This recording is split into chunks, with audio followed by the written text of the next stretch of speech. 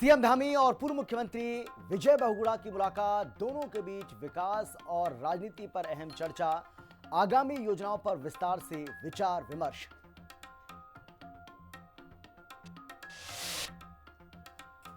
मुख्य सचिव आनंद वर्धन पर एक्शन, लंबित परियोजनाओं पर 15 दिन में निर्णय का आदेश दिया, लापरवाह अधिकारियों पर कार्रवाई की कड़ी चेतावनी भी। चंपावत हत्याकांड को लेकर हंगामा, उमेश जोशी की मौत पर आक्रोशित महिलाओं का डीएम दफ्तर में प्रदर्शन, गिरफ्तारी की मांग। पुलिस महकमे में गिरी गाज, देहरादून एसएसपी ने लापरवाही पर थानाध्यक्ष को किया सस्पेंड, लंबित विवेचनाओं पर जांच शुरू। हर्षिल गंगोत्री में बर्फबारी, उत्तरकाशी में उच्च हिमालयी क्षेत्रों में ताजा बर्फबारी, निचले इलाकों में बारिश से बढ़ी ठंड।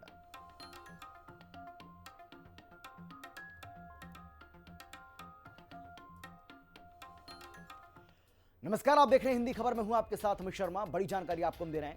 देहरादून से मुख्यमंत्री आवास में सियासी हलचल तेज हो गई है।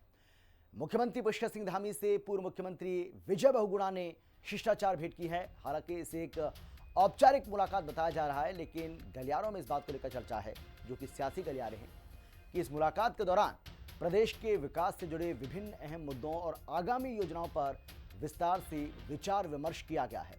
और दोनों दिग्गजों के बीच हुई इस चर्चा को राज्य की भावी राजनीति और विकास की रफ्तार के लिहाज से बेहद महत्वपूर्ण माना जा रहा है। तो ये तस्वीर आपको हम दिखा रहे हैं। आपको बता दें कि विजय बहुगुणा ने मुलाकात की है मुख्यमंत्री पुष्कर सिंह धामी ने। एक वर्तमान मुख्यमंत्री और एक पूर्व प्रदेश के मुख्यमंत्री, दोनों के बीच में लंबी चर्चा हुई है। उत्तराखंड की सियासत में इसे बड़ी पहल के तौर पर देखा जा रहा है। शिष्टाचार भेंट के बहाने विकास की नई रणनीति बनाई गई है और किस तरीके से सत्ता में वापसी की जाए, उसको लेकर भी बताया जा रहा है कि दोनों के बीच में काफ़ी लंबी चर्चा हुई है। अब सियासी दिग्गजों की भेंट हुई है तो इसके सियासी मायने भी निकाले जाएंगे और यही वजह है कि दोनों की मुलाकात को लेकर प्रदेश की राजनीति में कई तरह की चर्चाएं अभी चल रही हैं।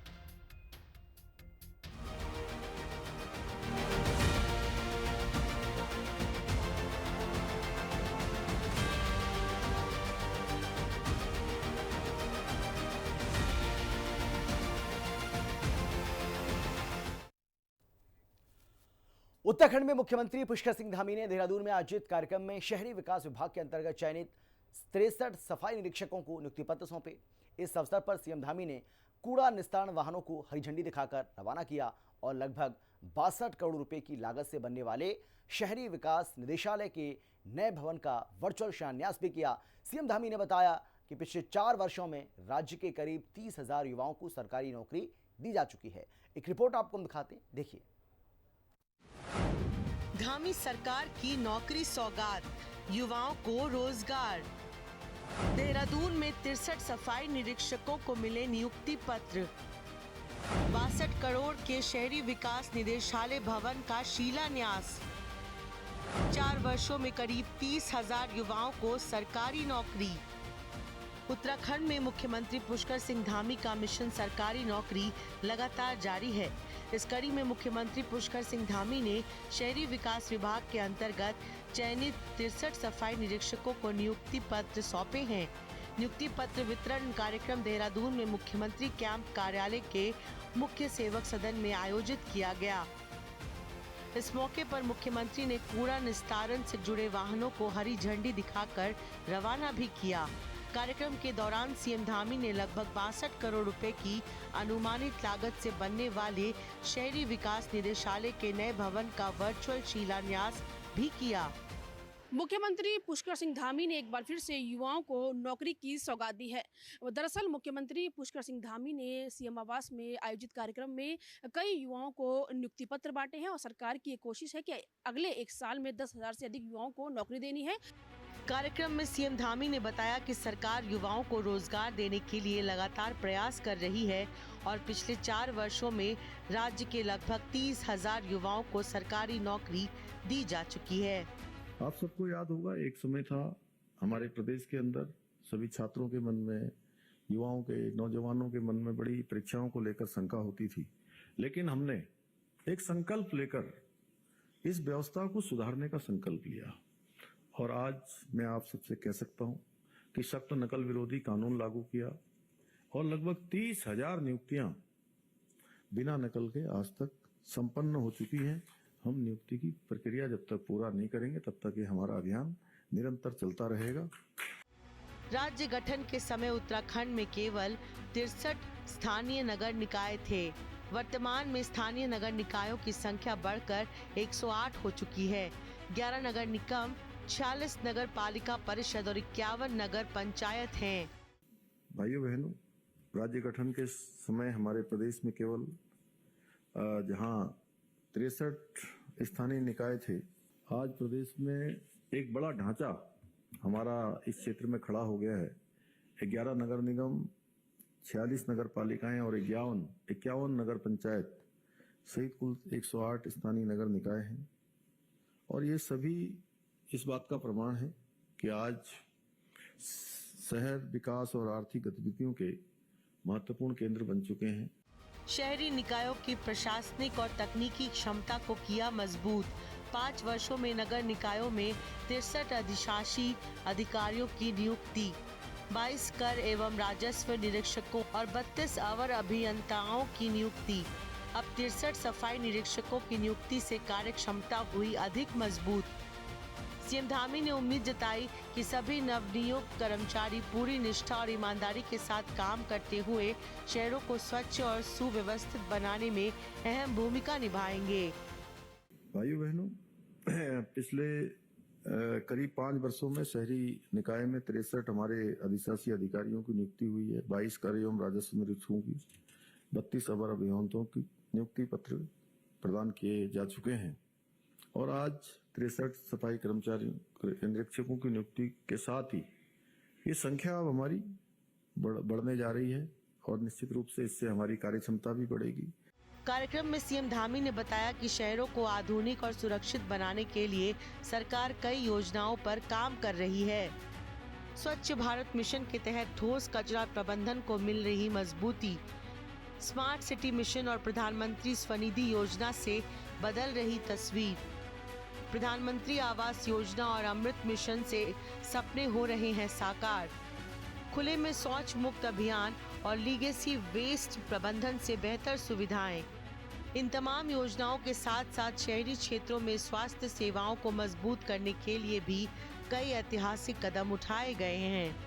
उत्तराखंड में urban health and wellness centre स्थापित किए गए हैं।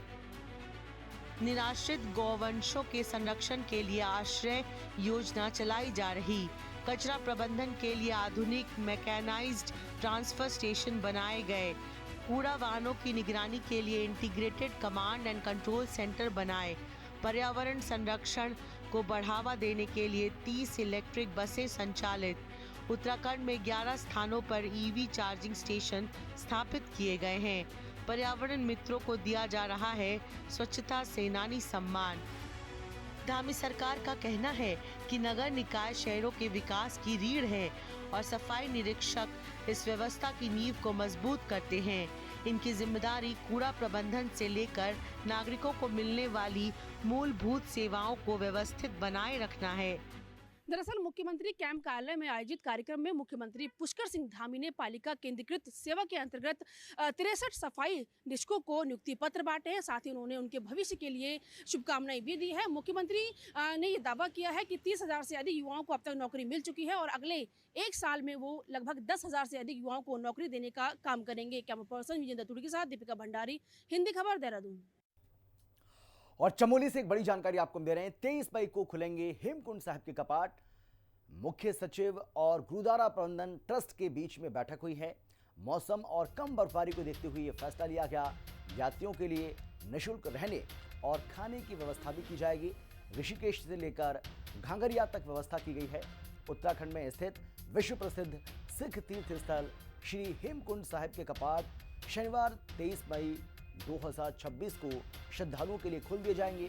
मुख्य सचिव और गुरुद्वारा प्रबंधन ट्रस्ट के बीच में एक बैठक हुई और इस बैठक में मौसम और कम बर्फबारी को देखते हुए यह बड़ा फैसला लिया गया।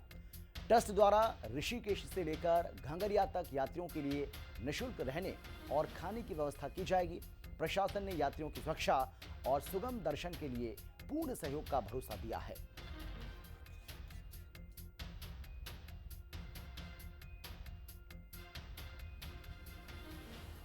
और शुभांगी भट्ट हमारे साथ जुड़ गई हैं इस खबर पर जानकारी के साथ। शुभांगी, क्या फैसला हुआ इस बैठक में? और क्योंकि ये कहा जा रहा है कि मौसम को ध्यान में रखते हुए जिस तरीके से कम बर्फबारी हुई है उसकी वजह से भी ये फैसला लिया गया है कि 23 मई को कपाट जो हैं वो खोल दिए जाएंगे हेमकुंड साहिब के। बिल्कुल, देखिए हमारे चारों धामों के साथ साथ हर वर्ष हेमकुंड साहिब में भी बड़ी संख्या में श्रद्धालु जो हैं वो दर्शन करने के लिए आते हैं। 23 मई को हेमकुंड साहिब के कपाट खुलने जा रहे हैं, जिसकी तिथि घोषित हो चुकी है। लेकिन क्योंकि जिस तरीके से ऊंचाई वाला इलाका है, कई तरीके की चुनौतियां भी होती हैं। ऐसे में हेमकुंड साहिब प्रबंधन ट्रस्ट ने मुख्य सचिव से मुलाकात की और किस तरीके की व्यवस्थाएं होनी चाहिए इसको लेकर दोनों के बीच बातचीत हुई है। क्योंकि उच्च हिमालयी क्षेत्र है, बर्फबारी भी वहां पर होती है।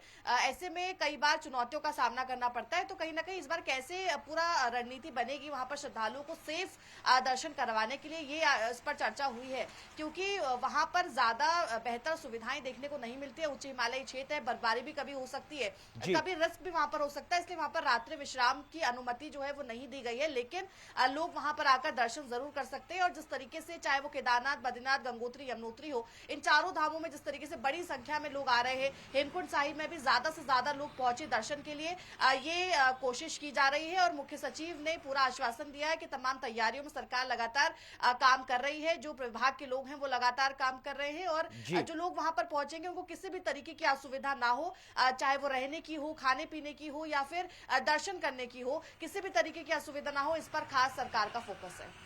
इस बार समय से पहले कपाट का खुलना तीर्थयात्रियों के लिए कितनी बड़ी राहत की और खुशी की खबर हो सकती है ये, शुभांगी?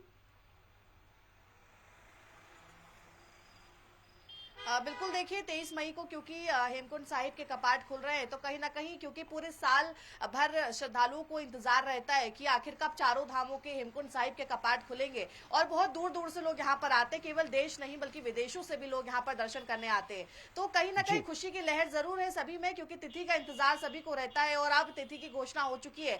ऐसे में अब सभी लोग रजिस्ट्रेशन भी करा सकते हैं, वो चारों धामों के लिए हेमकुंड साहिब आने के लिए भी अपना प्लान कर सकते हैं। ऐसे में तमाम तैयारियां प्रशासन द्वारा जरूर कर ली गई है। श्रद्धालुओं को किसी भी तरीके की असुविधा ना हो, इस पर खास इस बार प्रशासन और सरकार का फोकस है। और बर्फबारी के चलते जिस भी तरीके की चुनौतियों का सामना श्रद्धालुओं को या प्रशासन को करना पड़ता है, पिछली बार की तरह जो गलतियां हुई थी वो ना हो, इस पर भी इस बार सरकार का फोकस है। और यहाँ से एक अच्छी इमेज लेकर, एक अच्छा संदेश लेकर और बेहतर तरीके से यहाँ पर दर्शन करके श्रद्धालु यहाँ से लौटे, ये फिलहाल सरकार की प्राथमिकता है। जी, बहुत धन्यवाद आपका शुभांगी इस तमाम जानकारी के लिए, तमाम बातचीत के लिए। देहरादून में आगामी विधानसभा चुनावों को ध्यान में रखते हुए मिशन 2027 की रणनीति पर भारतीय जनता पार्टी के प्रदेश संगठन की अहम बैठक आयोजित की गई। इस बैठक में मुख्यमंत्री पुष्कर सिंह धामी, प्रदेश अध्यक्ष महेंद्र भट्ट के साथ पार्टी के प्रदेश प्रभारी दुष्यंत गौतम की मौजूदगी खास चर्चा का विषय रही।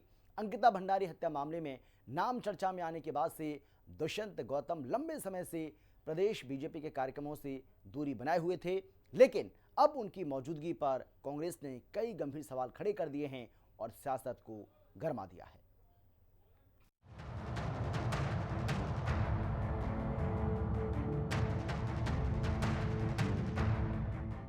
बैठक में संगठनात्मक मजबूती, बूथ स्तर पर कार्यकर्ताओं को सक्रिय करने और आगामी चुनावी रणनीति पर विस्तार से मंथन किया गया। लेकिन राजनीतिक हलकों में सबसे ज्यादा चर्चा प्रदेश प्रभारी दुष्यंत गौतम की बैठक में मौजूदगी को लेकर रही। दरअसल अंकिता भंडारी मर्डर केस में उनका नाम चर्चा में आने के बाद उन्होंने लंबे समय से प्रदेश भाजपा के कार्यक्रमों से दूरी बना रखी थी।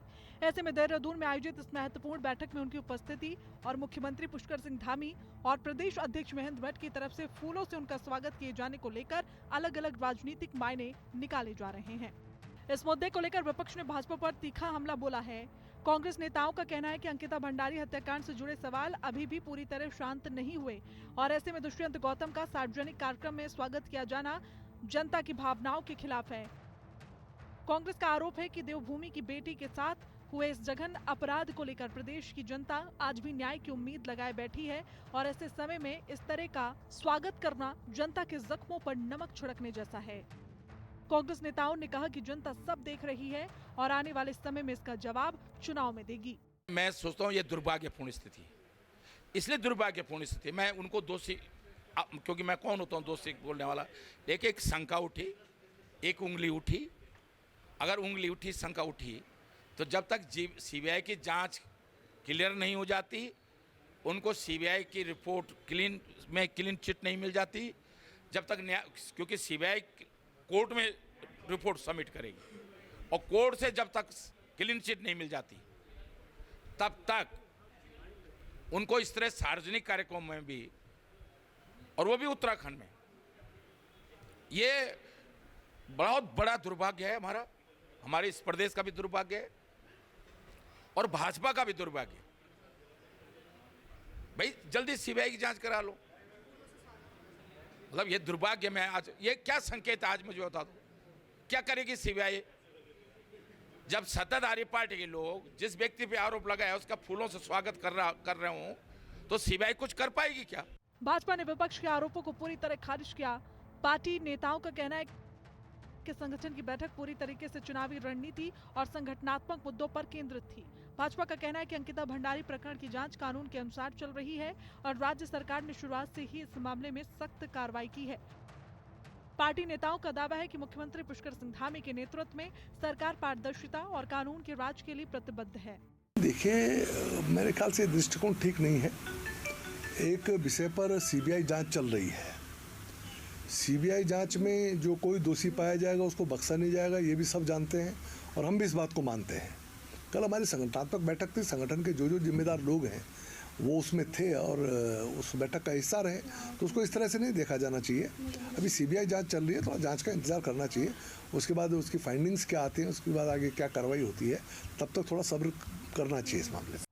इस बीच राजनीतिक विश्लेषकों का मानना है कि मिशन 2027 की तैयारियों के बीच ये मुद्दा उत्तराखंड की राजनीति में आने वाले समय में भी चर्चा का विषय बन सकता है। दीपिका भंडारी के साथ शुभांगी भट्ट, देहरादून, हिंदी खबर।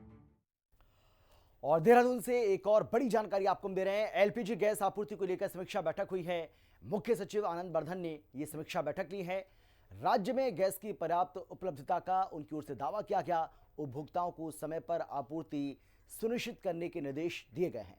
कालाबाजारी और जमाखोरी पर सख्त कार्रवाई के निर्देश भी दिए। छापेमारी और निगरानी अभियान तेज करने को कहा है।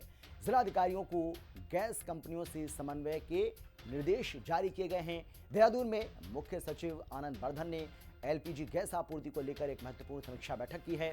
बैठक में मुख्य सचिव ने इस बात का दावा किया कि राज्य में गैस की कोई कमी नहीं है और आपूर्ति पूरी तरह से सामान्य है। हालांकि उन्होंने सख्त लहजे में अधिकारियों को निर्देश दिए हैं कि उपभोक्ताओं को समय पर सिलेंडर मिलना सुनिश्चित किया जाए। साथ ही कालाबाजारी और जमाखोरी करने वालों के खिलाफ तत्काल छापेमारी और सख्त कानूनी कार्रवाई के आदेश दिए गए हैं। सभी जिलाधिकारी को गैस कंपनियों के साथ बेहतर समन्वय बनाने को कहा गया है ताकि आम जनता को किसी तरह की कोई परेशानी ना हो, आम जनता पैनिक में ना आए।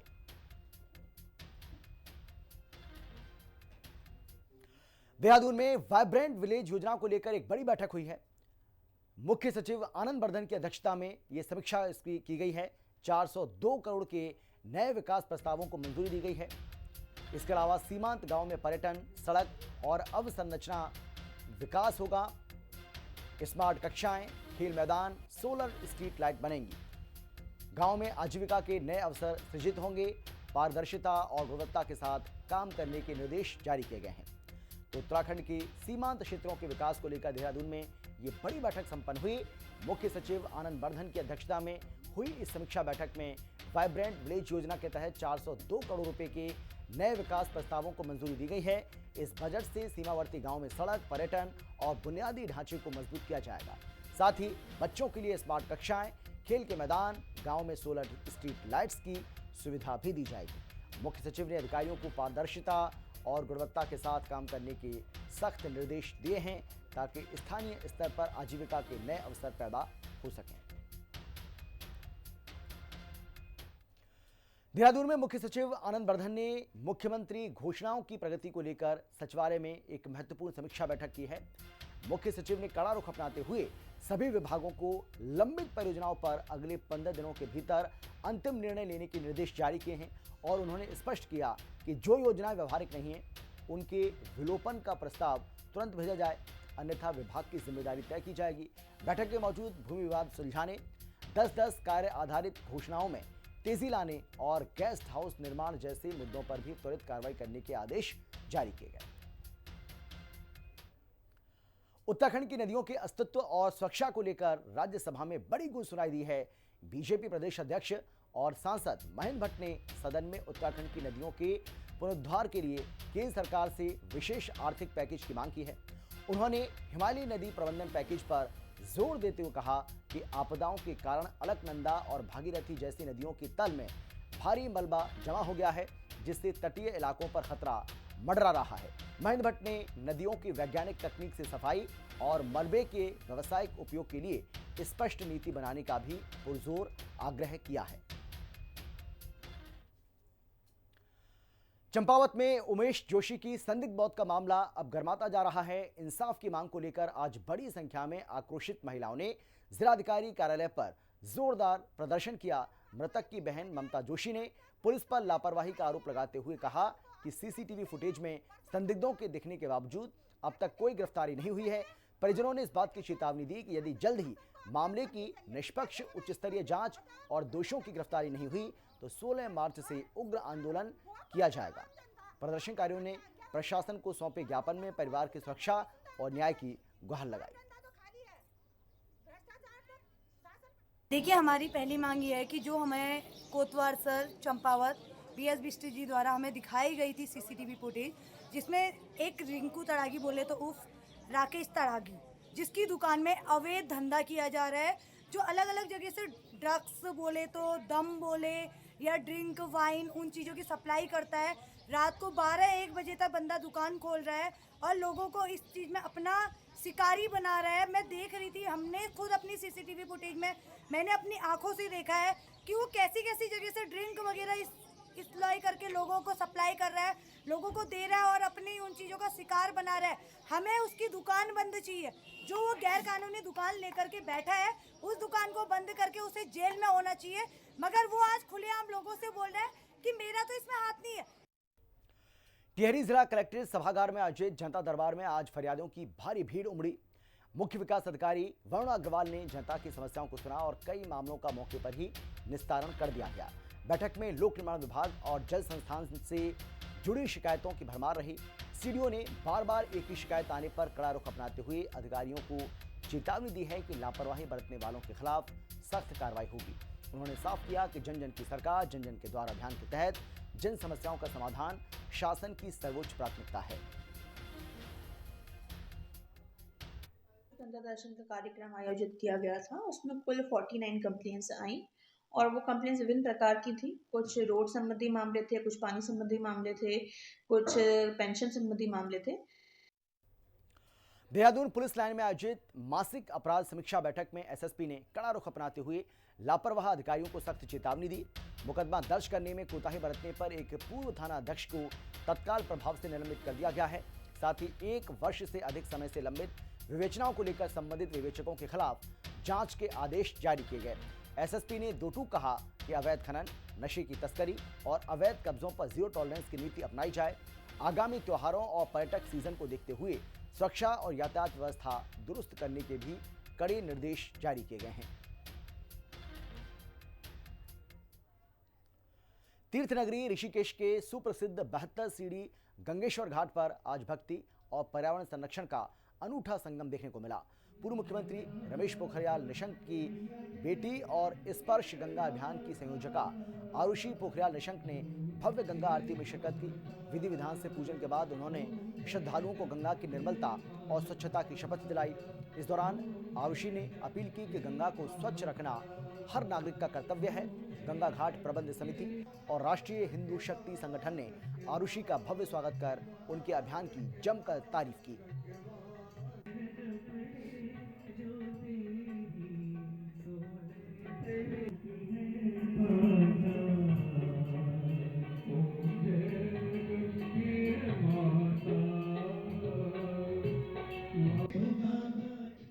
बहुत गर्व की बात है कि हम सभी लोग उस राज्य से आते हैं, जैसे देवभूमि उत्तराखंड कहा जाता है।